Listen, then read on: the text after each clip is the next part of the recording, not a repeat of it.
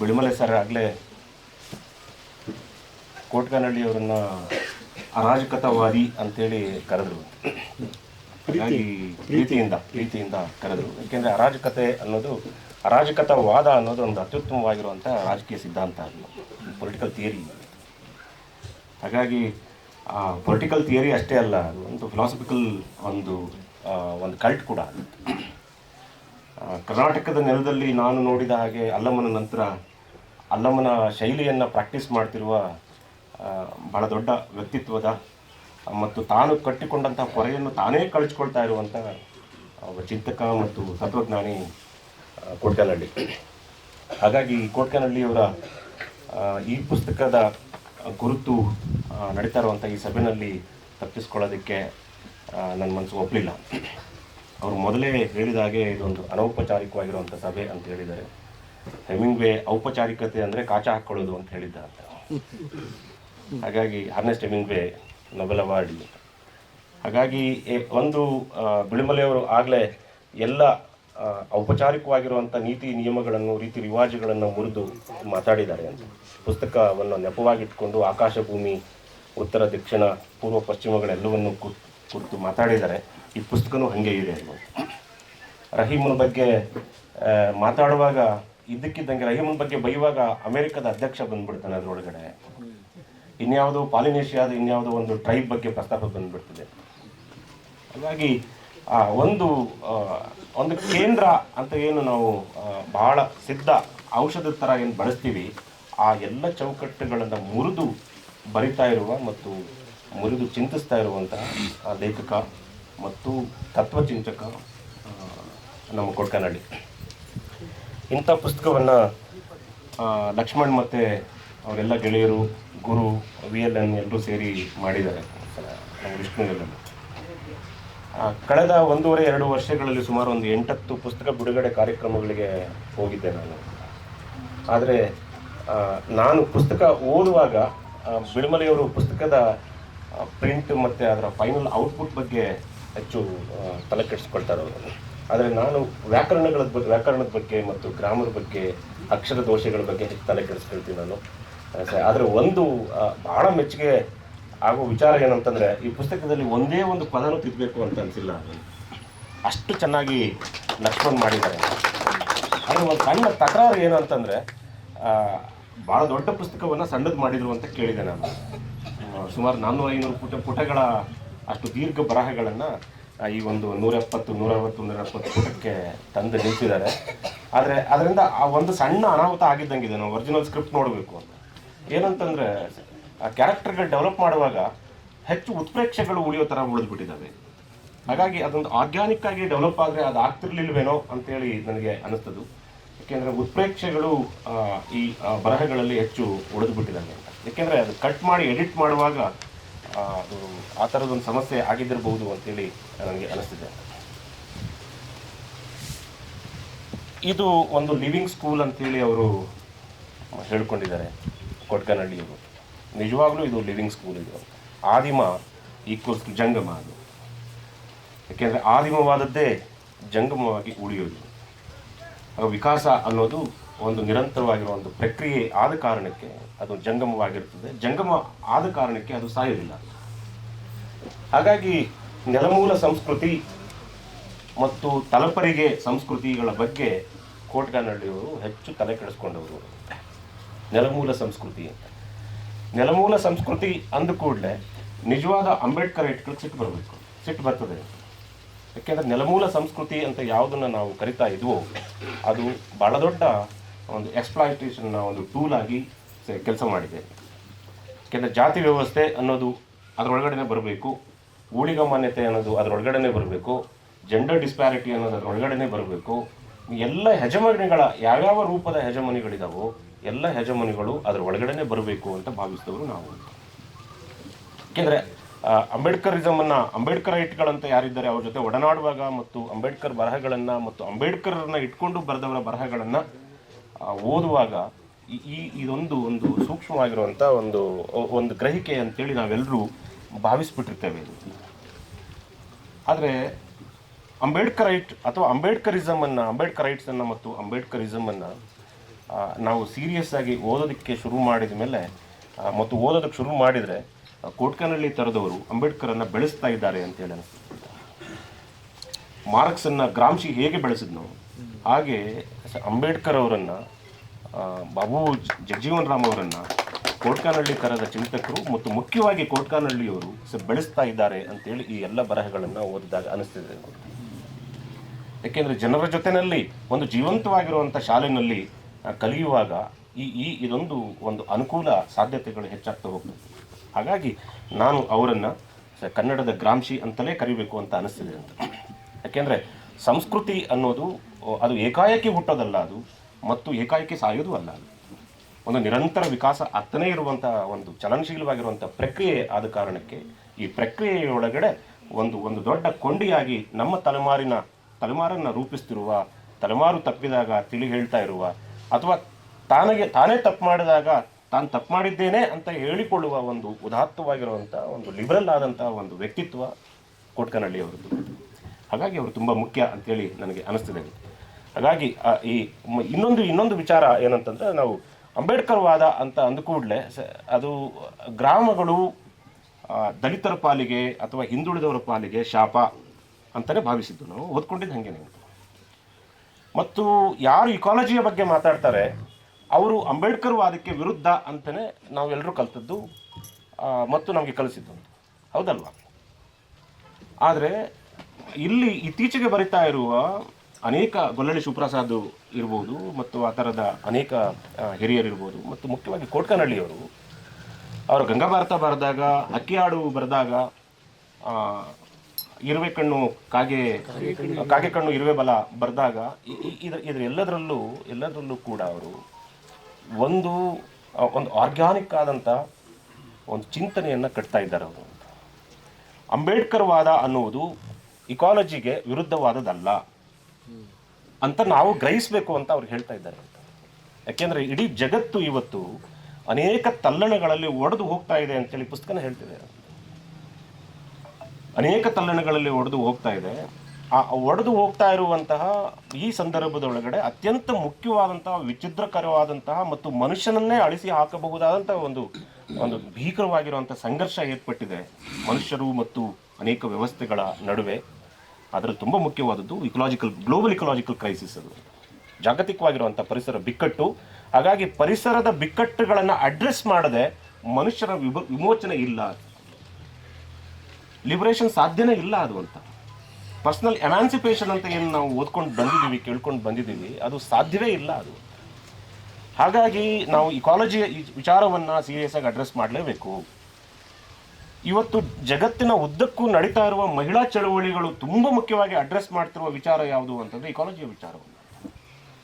Ecology ಇವತ್ತು ಇನ್ನೊಂದು ಹಲವು ಹೆಜಮನಿಗಳ ಮಧ್ಯದಲ್ಲಿ ಸಿಕ್ಕಾಕ್ಕೊಂಡು ನರಳ್ತಾ ಇರುವ ಮತ್ತು ಇಕಾಲಜಿಯ ಕ್ರೈಸಿಸ್ನ ಮೂಲಕ ಜೀವ ಸಂಕುಲವನ್ನು ಮತ್ತು ಮನುಷ್ಯ ಸಂಕುಲವನ್ನು ಮತ್ತು ಅದರಲ್ಲೂ ತುಂಬ ಮುಖ್ಯವಾಗಿ ಮಹಿಳೆಯರನ್ನು, ದಲಿತರನ್ನು, ಆದಿವಾಸಿಗಳನ್ನು ಇವತ್ತು ತೀರ ದುಃಖಿತರನ್ನಾಗಿ ಇಟ್ಟಿರುವ ವಿಚಾರ ಇದು ಒಂದು.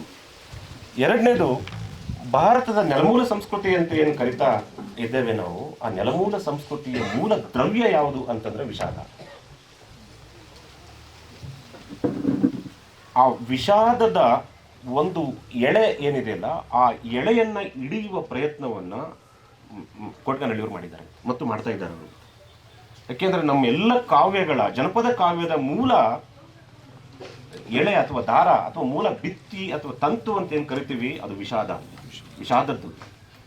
ನಮ್ಮ ಭಾರತೀಯ ತತ್ವ ಚಿಂತಕರು ವಿಷಾದವನ್ನು ಒಂದು ರಸ ಎಂದು ಪರಿಗಣಿಸಲೇ ಇಲ್ಲ. ಆದರೆ ವಿಷಾದವೇ ಅಥೋ ಅಂತ ಏನು ನಾವು ಇತ್ತೀಚೆಗೆ ಒಂದು ಟೂನಲ್ಲಿ ಕರಿತಾ ಇದ್ದೇವೆ ನಾವು, ಆ ವಿಷಾದ ಅನ್ನುವುದು ಒಂದು ಗಾಢವಾದ ಮನುಷ್ಯರ ಅಭಿವ್ಯಕ್ತಿಯ ಒಂದು ರೂಪಕದ ಮಾದರಿಯಲ್ಲಿ ಅದನ್ನು ಕೋಟ್ಕನಹಳ್ಳಿಯವರು ಬರೆದಿದ್ದಾರೆ.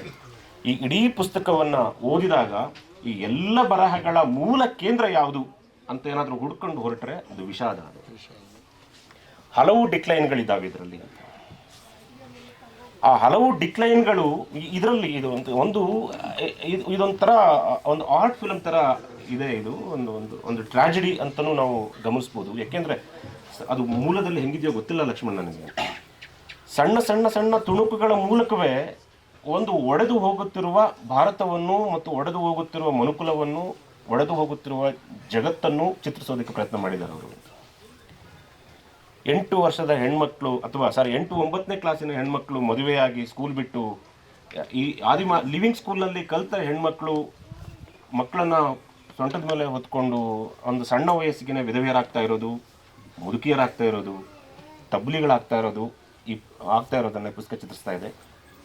ಒಂದು ಇಲ್ಲೇ ಸುಮನ್ ಇದಾನೆ ಹುಡುಗ,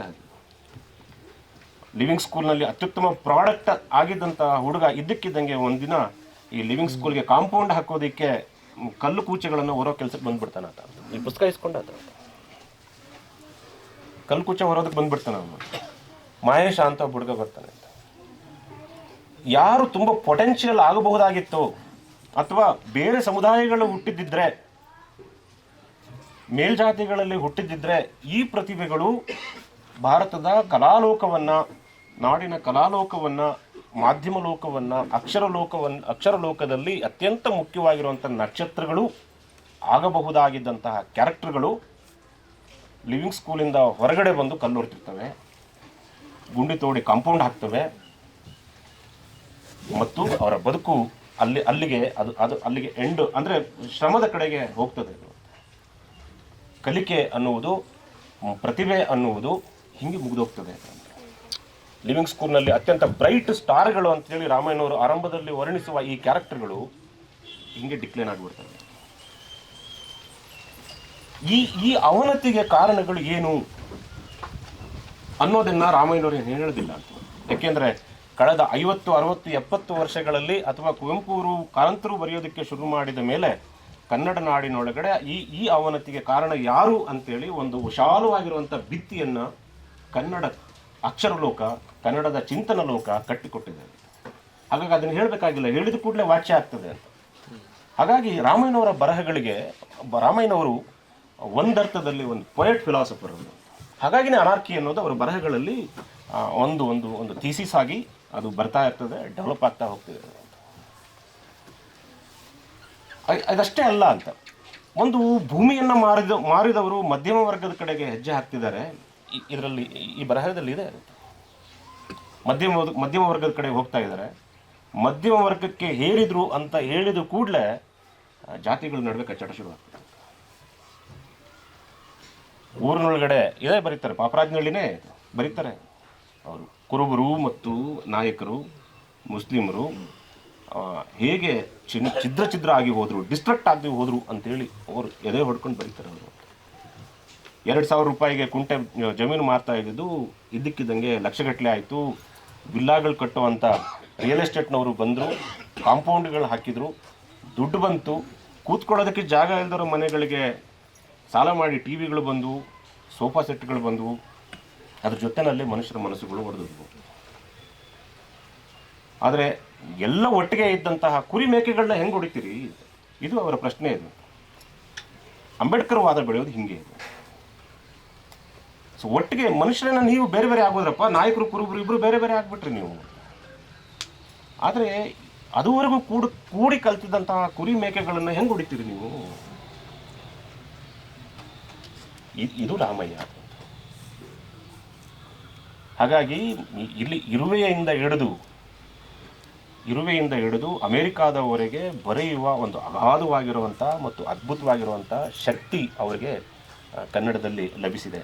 ಕನ್ನಡದಲ್ಲಿ ನುಡಿಗಟ್ಟನ್ನು ರೂಪಿಸಿದವರು ಬಹುಶಃ ಒಂದು 8-10 ಜನ. ಕನ್ನಡದ ನುಡಿಗಟ್ಟನ್ನು ರೂಪಿಸಿದವರು ಪಂಪ, ರನ್ನ, ಅದಕ್ಕೂ ಮೊದಲು ಕವಿರಾಜ ಮಾರ್ಗಕಾರ, ಜನ್ನ ಒಂದು ಸ್ವಲ್ಪ ಮಟ್ಟಿಗೆ, ಕುಮಾರವ್ಯಾಸ, ಕನಕದಾಸರು, ಸರ್ವಜ್ಞ, ಕುವೆಂಪು, ಬೇಂದ್ರೆ. ಅದು ಆದಮೇಲೆ ನಮ್ಮ ಕಣ್ಮುಂದೆ ನಾವು ನೋಡಿದವರಲ್ಲಿ ಒಂದು ಕೋಟ್ಗಾನಹಳ್ಳಿಯವರು, ಸಿದ್ದಯ್ಯನವರು, ಸಿದ್ಧಲಿಂಗಯ್ಯನವರು ಮತ್ತು ದೇವನೂರು. ಅದು ಆದಮೇಲೆ ಇನ್ನೂ ನೆನೆಸ್ಕೊಳ್ಳೋ ತೇಜಸ್ವಿ, ಲಂಕೇಶ್, ಕುವೆಂಪು ಅವರು. ಇವರೇ ಕನ್ನಡದ ನುಡಿಗಟ್ಟನ್ನು ರೂಪಿಸಿದವರು ಅಂತ. ಹಾಗಾಗಿ ಒಂದು ಒಂದು ಒಂದು ವಿಭಿನ್ನವಾದ, ಇವರೆಲ್ಲರಿಗಿಂತ ವಿಭಿನ್ನವಾದ ಒಂದು ನುಡಿಗಟ್ಟನ್ನು ರಾಮಯ್ಯ ಅವರು ರೂಪಿಸೋದಕ್ಕೆ ಟ್ರೈ ಮಾಡ್ತಾ ಇದ್ದಾರೆ. ಪರಿಸರದ ಕಥೆಗಳು, ಕರ್ವಾಲೋ ಮತ್ತು ಚಿದಂಬರ ರಹಸ್ಯ ಈ ಮೂರರ ಒಂದು ವಿಸ್ತೃತ ರೂಪ ಮತ್ತು ವಿಸ್ತರಣೆಯಾದ ರೂಪ ದರ್ಗಾ ಮಾಡದ ಚಿತ್ರಗಳು. ಯಾಕೆಂದರೆ ಆ ಮೂರು ಕೃತಿಗಳಲ್ಲಿ ಏನು ಮಾಡಿದ್ರು, ಆ ಮೂರು ಕೃತಿಗಳ ಒಂದು ವಿಸ್ತೃತವಾಗಿರುವಂಥ ಮತ್ತು ವಿಸ್ತರಿತವಾಗಿರುವಂಥ ರೂಪ ಅಂತೇಳಿ ನಾನು ಈ ಪುಸ್ತಕವನ್ನು ಅರ್ಥ ಮಾಡ್ಕೊಂಡಿದ್ದೀನಿ ನಾನು ಅಂತ. ಯಾಕಂದರೆ ಹಾಗೆ ಹೇಳಿದ ಕೂಡಲೇ ಪರಿಸರದ ವಿಚಾರಕ್ಕೆ ಬಂದ ಕೂಡಲೇ ಅನಿವಾರ್ಯವಾಗಿ ಸೆಕ್ಯುಲರ್ ಆಗಬೇಕು, ಜಾಗತಿಕ ಚಿಂತನೆಗೆ ಹೊರಟು ಕೂಡಲೇ ಅನಿವಾರ್ಯವಾಗಿ ನಾವು ಉದಾತ್ತ ಆಗಬೇಕು ಮತ್ತು ಹ್ಯೂಮನೈಸ್ ಆಗಬೇಕು. ಸೊ ಮಾನವೀಯ ನೆಲೆಗಳಿಗೆ ಹೋಗಲೇಬೇಕು. ಈ ಪುಸ್ತಕದಲ್ಲಿ ಅತ್ಯಂತ ಹೆಚ್ಚು ಜಾತಿ ಚಿಂತನೆಗಳಿಲ್ಲ ಅಂತ. ಅಂಬೇಡ್ಕರ್ ವಾದದ ಟ್ರೆಡಿಷನಲ್ ಮಾದರಿ ಇದೆಯಲ್ಲ, ಟ್ರೆಡಿಷನಲ್ ಮಾದರಿಗಳು ಇದರಲ್ಲಿ ಇಲ್ಲ. ಯಾಕಂದರೆ ಅದರ ಕ್ಯಾನ್ವಸ್ ಅಂಥದ್ದು. ಮನುಷ್ಯರು ಒಡೆದೋಗ್ತಿರೋದ್ರ ಬಗ್ಗೆ ಯೋಚನೆಗಳಿದ್ದಾವೆ. ದುಡಿದು ಪ್ರತಿಭಾವಂತರಾಗಿ ನಾಡನ್ನು, ಊರನ್ನು, ಮನೆಗಳನ್ನು ಬೆಳಗಬೇಕಾದಂಥ ಹುಡುಗರು ಡಿಕ್ಲೈನ್ ಆಗ್ತಾ ಇರೋದ್ರ ಬಗ್ಗೆ ಆತಂಕ ಇದೆ ಇದರೊಳಗಡೆ. ಇಷ್ಟು ಸುಂದರವಾಗಿರುವಂಥ ಪ್ರಕೃತಿಯನ್ನು ಹಾಳು ಮಾಡ್ತಾ ಇರೋದ್ರ ಬಗ್ಗೆ ದುಃಖ ಇದೆ ಇದರೊಳಗಡೆ. ಹಂಗಿದ್ದಾಗ ಅದು ಜಾತಿ ಅನ್ನೋದು ಅದರ ಜೊತೆಯಲ್ಲಿ ಪೂರಕವಾಗಿ ಒಂದು ಮೆಟ್ಲುಗಳ ಥರ ಬರ್ತದೆ ಹೊರತು ಅದೇ ಮನೆಯಾಗಿ ಬೆಳೆಯಲ್ಲ ಅದು. ಹಾಗಾಗಿ ಒಂದು ಗ್ಲೋಬಲ್ ಚಿಂತನೆ, ಒಂದು ಹ್ಯೂಮನ್ ಚಿಂತನೆ ಮತ್ತು ಲೋಕಲ್ ಚಿಂತನೆ, ಈ ಮೂರೂ ಮಾದರಿಗಳು ಈ ಪುಸ್ತಕದಲ್ಲಿ ಬರ್ತಾ ಹೋಗಿದ್ದಾವೆ. ಬಿಳಿಮಲೆ ಸರ್ ಆಗಲೇ ಹೇಳಿದಾಗೆ ಅದಕ್ಕೆ ಈ ಒಂದು ರಶೋಮನ್ 7th ಸಮುರಾಯ್ ಇದೆಯಲ್ಲ, 7th ಅವರು ಅದನ್ನು ಕೋಟ್ ಮಾಡ್ತಾರೆ ಅವರು ಅಂತ, ಆ ಥರದ ಒಂದು ಪುಸ್ತಕ ಇದು. ಹಾಗಾಗಿ ಇದು ಪಾಪರಾಜನಹಳ್ಳಿನಲ್ಲಿ, ಕೋಲಾರ ಜಿಲ್ಲೆಯಲ್ಲಿ ಇಲ್ಲಿ ಹುಟ್ಟಿದ್ರೂ ಕೂಡ ಈ ಪುಸ್ತಕ ಸೇರಬೇಕಾದದ್ದು ಗ್ಲೋಬಲ್ ಲೈಬ್ರರಿಗಳಿಗೆ, ಇದು ಜಗತ್ತಿನ ಲೈಬ್ರರಿಗಳಿಗೆ ಸೇರಬೇಕಾದ ಪುಸ್ತಕ ಇದು ಒಂದು ಮಾದರಿಯದ್ದು. ಎರಡನೇದು, ಕೆಲವು ವಿಚಾರಗಳನ್ನು ನಾನು ಪ್ರಸ್ತಾಪ ಮಾಡೋದಾದರೆ, ನೆಲಮೂಲ ಸಂಸ್ಕೃತಿಯ ಬಗ್ಗೆ ಅವರು ಅನೇಕ ಸಂದರ್ಭಗಳಲ್ಲಿ ಹೇಳ್ತಾ ಬಂದಿದ್ದಾರೆ ಮತ್ತು ಈ ಪುಸ್ತಕದಲ್ಲೂ ಅಲ್ಲಲ್ಲಿ ನೆಲಮೂಲ ಸಂಸ್ಕೃತಿ ಬಗ್ಗೆ ಹೇಳ್ತಾ ಹೋಗ್ತಾರೆ. ಒಂದು ಈ ನೆಲದ ಫ್ಯೂಡಲ್ ಆದ ಜಾತಿಗಳಿಗೆ ನೆನಪುಗಳ ಇದಿಲ್ಲ, ಏನು ನೆನಪುಗಳ ತಂತು ಅಥವಾ ನೆನಪುಗಳ ಹಂಗು ಇಲ್ಲ. ಅದು ಫ್ಯೂಡಲ್ ಜಾತಿಗಳಿಗೆ ಇಲ್ಲ. ಯಾಕಂದರೆ ಜಾತಿ ವ್ಯವಸ್ಥೆಯನ್ನು ನೋಡಿದಾಗ ಆದಿಮವಾದ ಜಾತಿಗಳು ಹಿಂದುಳಿತಾ ಹೋಗಿದ್ದಾವೆ. ಆದಿಮವಾದ ಜಾತಿಗಳಿಂದ ಸಿಡಿದವು ಫ್ಯೂಡಲ್ ಆಗ್ತಾ ಹೋಗಿದ್ದಾವೆ. ಈ ಆದಿಮ ಜಾತಿಗಳು ಏನಿದ್ದಾವಲ್ಲ, ಆದಿಮ ಜಾತಿಗಳು ತನ್ನ ಜಿಗುಟುತನವನ್ನು ಅದನ್ನು ಹಾಗೆ ಉಳಿಸ್ಕೊಳ್ಳೋದಕ್ಕೆ, ತನ್ನ ಸೊಗಡು ಅಂತ ಏನಿರ್ತಾವಲ್ಲ ಅದನ್ನು ಉಳಿಸ್ಕೊಳ್ಳೋದಕ್ಕೆ ಪ್ರಯತ್ನ ಮಾಡ್ತಾ ಬಂದಿದ್ದಾವೆ ಅಂತ. ಕೊರಗರು ಹಂಗೆ ಉಳಿದವರು ಅಂತ. ಕೊರಗರಿಗೆ ಅಗಾಧವಾಗಿರುವಂಥ ಒಂದು ಕಲ್ಚರಲ್ ಮೆಮೊರಿ ಇದೆ ಅವರಿಗೆ ಅಂತ. ದುರಂತ ಏನಂತಂದರೆ, ಸಂಕರ ಆಗದೆ ಹೋದರೆ ಜಾತಿಗಳಿಗೂ ಉಳಿವಿಲ್ಲ, ಧರ್ಮಗಳಿಗೂ ಉಳಿವಿಲ್ಲ, ಮನುಷ್ಯರಿಗೂ ಉಳಿವಿಲ್ಲ, ಪ್ರಕೃತಿಗೂ ಉಳಿವಿಲ್ಲ. ಸಂಕರ ಆದಾಗ ಮಾತ್ರ ವಿಕಾಸ ಆಗ್ತಾ ಹೋಗ್ತದೆ. ಇದನ್ನು ನಾನು ಹೇಳ್ತಿರೋದಲ್ಲ, ಇದು ಡಾರ್ವಿನ್ ಹೇಳಿದ್ದಾನೆ. ಡಾರ್ವಿನ್ ಪಾಲಿನೇಷಿಯನ್ ದ್ವೀಪ ಸಮೂಹಗಳಿಗೆ ಹೋದಾಗ ಅಲ್ಲಿ ಇವಿದಾವಲ್ಲ, ಏನು ಕಮೋಡಗಳು ಅಂತ ಕರಿತೀವಲ್ಲ ನಾವು, ಕ್ರೊಕೊಡೈಲ್ಗಳು, ಮೊಸಳೆಗಳು ಹಲ್ಲಿಗಳ ಥರ ಇರ್ತವೆ. ಹಲ್ಲಿಗಳ ಥರದ ಮೊಸಳೆಗಳು ಯಾಕೆ ಹಂಗಾಗ್ಬಿಟ್ಟಿರ್ತದೆ ಅಂದರೆ, ಪ್ರಕೃತಿಯ ಯಾವುದ್ಯಾವುದೋ ಕಾರಣಗಳಿಗೆ ಹೋಗಿ ಆ ದ್ವೀಪದಲ್ಲಿ ಬಿದ್ದುಬಿಟ್ಟಿದ್ದಾವೆ ಅಂತ. ಪ್ರವಾಹಕ್ಕೆ, ಬಿರುಗಾಳಿಗೆ, ಚಂಡಮಾರುತಕ್ಕೆ, ಇನ್ಯಾವುದಕ್ಕೂ ಹೋಗಿ ಆ ದ್ವೀಪದಲ್ಲಿ ಬಿದ್ದಿದ್ದಾವೆ. ಬೇರೆ ದ್ವೀಪದ ಪ್ರಾಣಿಗಳ ಜೊತೆ ಸಂಪರ್ಕ ಇಲ್ಲ ಅವಕ್ಕೆ. ತಮ್ಮ ಒಳಗಡೆನೆ ಸಂಬಂಧಗಳು ಆಗಿ ತನ್ನ ಮಗುವಿನಿಂದ, ತನ್ನ ಮಗನಿಂದ, ತನ್ನ ಮರಿಯಿಂದ ತಾನು ಮಗುವನ್ನು ಪಡೆಯುವ ಹಿಂಗೆ ಆಗ್ತಾ ಹೋಗಿ ಕ್ರೊಕೊಡೈಲ್, ಬೃಹದಾಕಾರದ ಮೊಸಳೆ ಒಂದು ಹಲ್ಲಿ ಥರ ಹೋಗಿರ್ತದೆ. ಕೊರಗರಿಗಾಗ್ತಿರೋದು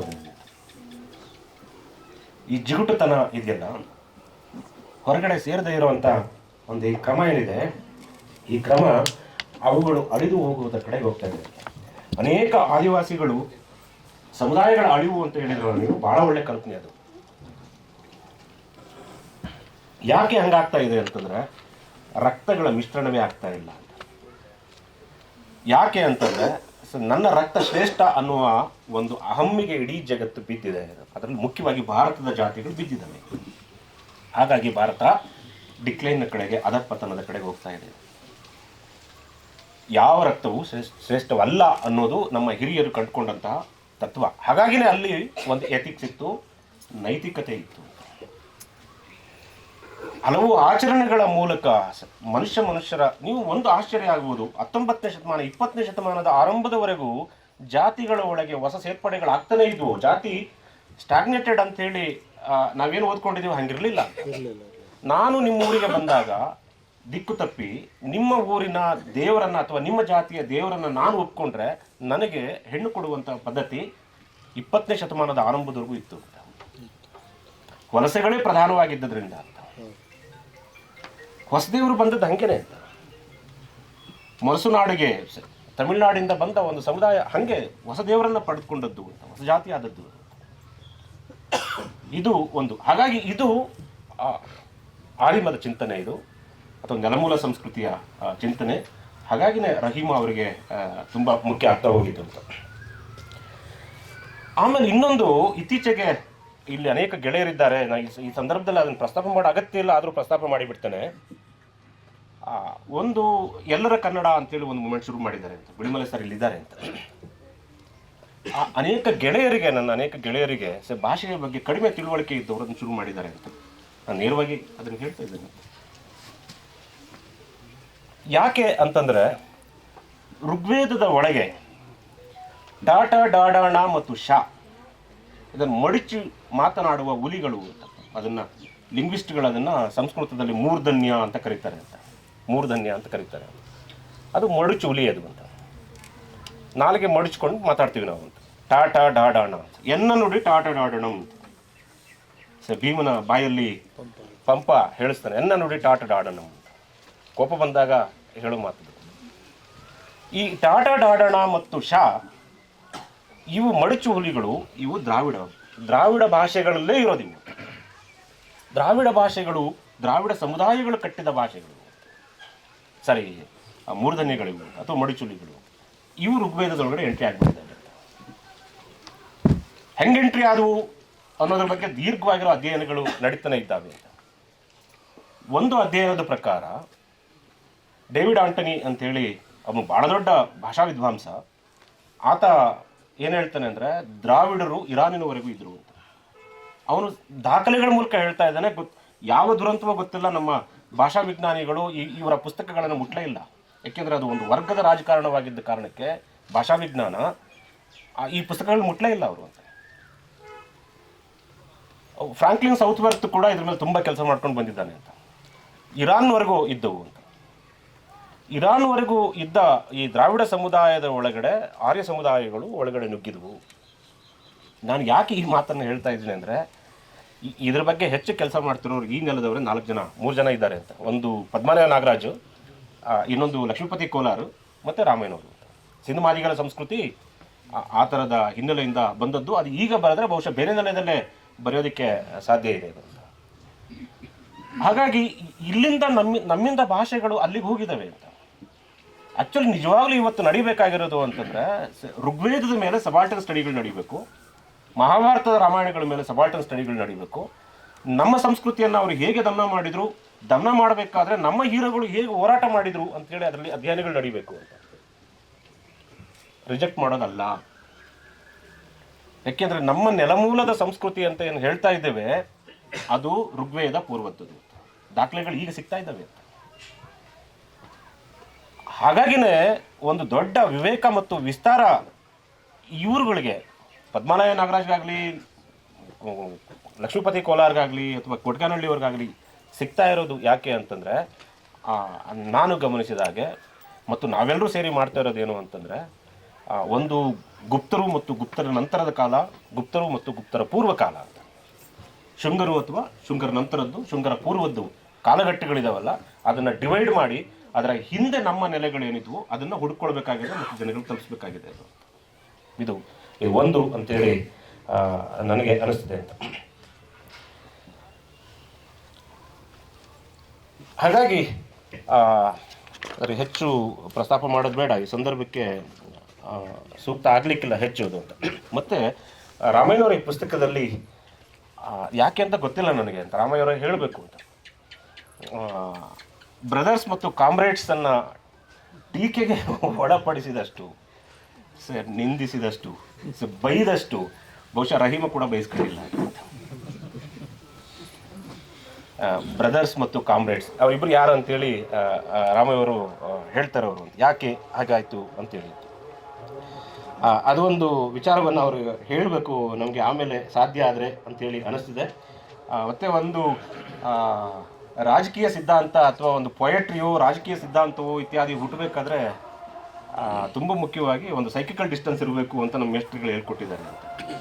ಒಂದು ಸೈಲೆಂಟ್ ಸ್ಪೆಕ್ಟೇಟರ್ ಆಗಿದ್ದಾಗ ಮಾತ್ರ ಅದು ಹುಟ್ಟುತ್ತದೆ ಅಂತೇಳಿ. ಆದರೆ ರಾಮಾಯಣರ ಎಲ್ಲ ಬರಹಗಳಲ್ಲೂ ಅವರು ಎಂದೂ ಸೈಲೆಂಟ್ ಸ್ಪೆಕ್ಟೇಟರ್ ಅಲ್ಲ, ಅವರು ನಿರಂತರವಾಗಿ ಅವರು ವೈಲೆಂಟ್ ಸ್ಪೆಕ್ಟೇಟರ್, ಅವರು ಕಂಪ್ಲೀಟ್ ವೈಲೆಂಟ್ ಸ್ಪೆಕ್ಟೇಟರ್, ಅವರು ಅವರೇ ಇನ್ವಾಲ್ವ್ ಆಗ್ತಾರೆ. ಹಾಗಾಗಿ ಅವರೊಂಥರ ಬ್ರೆಟ್ವಾದಿ ಅವರು. ಹಾಗಾಗಿ ಪ್ರೇಕ್ಷಕ ರಂಗಭೂಮಿ ಮಧ್ಯದಲ್ಲೇ ಕೂತ್ಕೊಂಡು ಇದು ನಂದಯ್ಯ ನೆಲ ಮತ್ತು ಇದು ನಂದು ಹಕ್ಕು, ಇದು ನಾನು ಹೇಳಬೇಕಾದದ್ದು, ಇದು ನನ್ನ ಪಾತ್ರ ಆಗಿದ್ದು, ನನಗೆ ನ್ಯಾಯ ಕೊಡ್ರಯ್ಯ ಅಂತೇಳಿ ಪಾತ್ರವೇ ಕೇಳ್ತದಲ್ಲ, ಆ ಥರದ ಬರವಣಿಗೆ ಅವರ ಮಾದರಿ. ಅದು ಈ ಪುಸ್ತಕದಲ್ಲೂ ಅದು ಇನ್ನಷ್ಟು ಸ್ಪಷ್ಟವಾಗಿ ಆಗಿದೆ. ಸೈಕಿಕಲ್ ಡಿಸ್ಟೆನ್ಸ್ ಅನ್ನೋದು ಎಲ್ಲ ಆ ಥಿಯರಿಗೆ ಎಲ್ಲ ಹೋಗಿ ಎಲ್ಲೋ ಬೆಟ್ಟದ ಮೇಲೆ ಸೇರಿಬಿಟ್ಟಿದ್ದಾವೆ ಅವು ಅಂತ, ಅದು ಒಂದು. ಆಮೇಲೆ ಕಾರಂತರ ಬೆಟ್ಟದ ಜೀವ ಥರ ರಾಮಾಯಣರು ಕೂಡ ಒಂದು ಬೆಟ್ಟದ ಜೀವನೇ.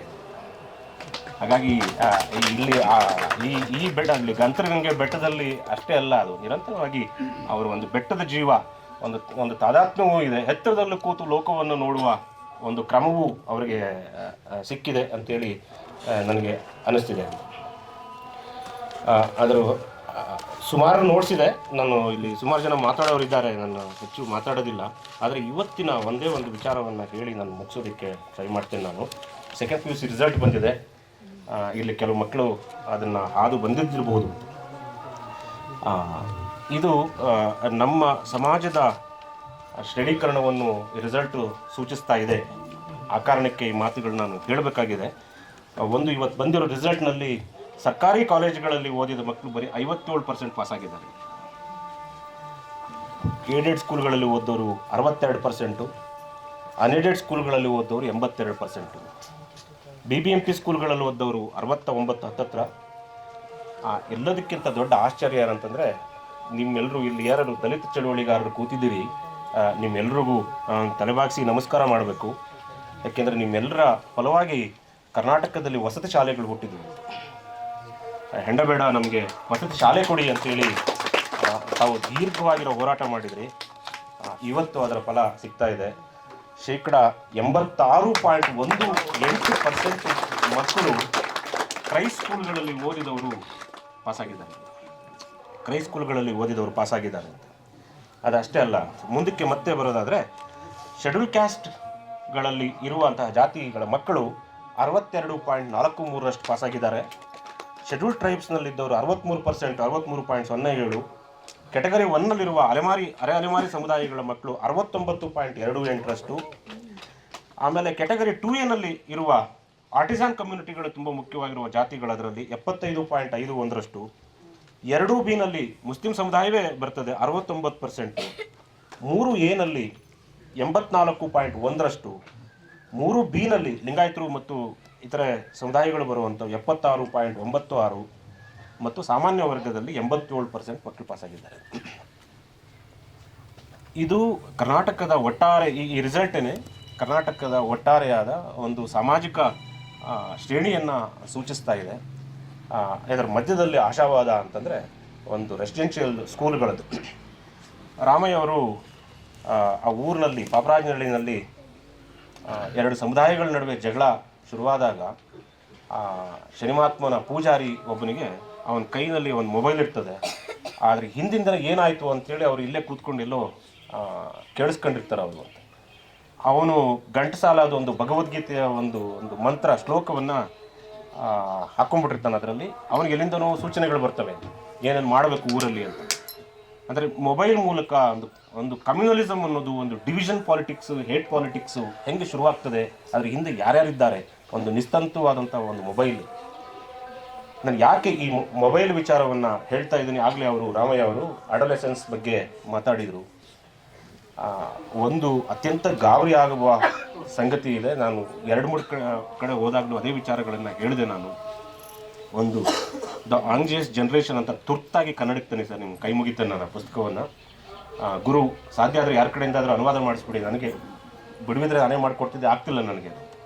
ದ ಆಂಗ್ಜಿಯಸ್ ಜನ್ರೇಷನ್ ಅಂಥೇಳಿ ಜೊನಾಥನ್ ಹೈಟ್, ಅಮೇರಿಕಾದ ಸಮಾಜವನ್ನು ಅಧ್ಯಯನ ಮಾಡಿ ಸೈಕಾಲಜಿಸ್ಟ್ ಅವನು, ಅಲ್ಲ ಕೊಟ್ಕನಹಳ್ಳಿಯವರೇ ಮಾಡಿಬಿಡ್ಬೋದು ಅದನ್ನು ಅಂತ. ಯಾಕೆಂದರೆ ಅವ್ರಿಗಿಂತ ದೊಡ್ಡ ಸಮುದಾಯದ ಸೈಕಾಲಜಿಸ್ಟ್ ಇಲ್ಲದೆ ಇರೋದ್ರಿಂದ ಅವರೇ ಮಾಡ್ಬೋದು ಅದನ್ನು. ಯಾಕೆಂದರೆ ಇದ್ರ ಭಾಗವಾಗಿ ಮೊಬೈಲ್ ಕೈಗೆ ಬಂದಾದಮೇಲೆ ಜೆನ್ಜಿ ಅಂತ ಏನು ಕರಿತೀವಿ, 2000 ನಂತರ ಹುಟ್ಟಿದ ಮಕ್ಕಳು 185% ಮನೋರೋಗ ಹೆಚ್ಚಾಗಿದೆ ಮಕ್ಕಳಿಗೆ.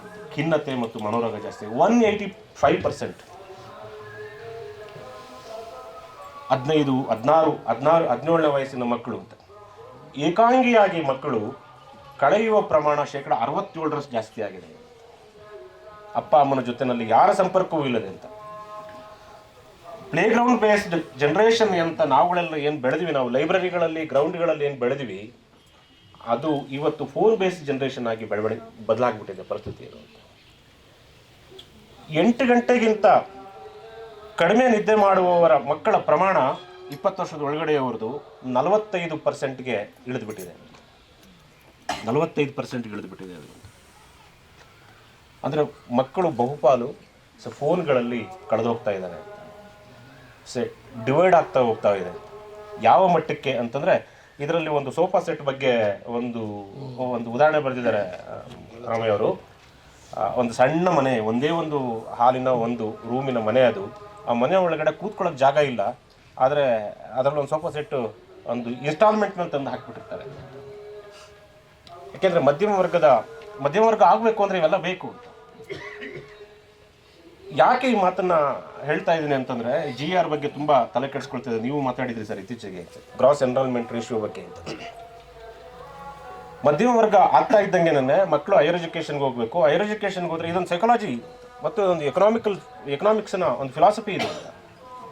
ಮಧ್ಯಮ ವರ್ಗ ಆಗ್ತಿದ್ದಂಗೆ ಒಂದು 430 ವಸ್ತುಗಳದ್ದು ಒಂದು ಯೂನಿಟ್ ಅದು. ಫ್ಯಾನ್ ಸ್ವಿಚ್ನಿಂದ ಹಿಡಿದು ಫ್ಯಾನಿನವರೆಗೆ, ಮೊಬೈಲ್ವರೆಗೆ ಒಂದು ಯೂನಿಟ್ ಅದು.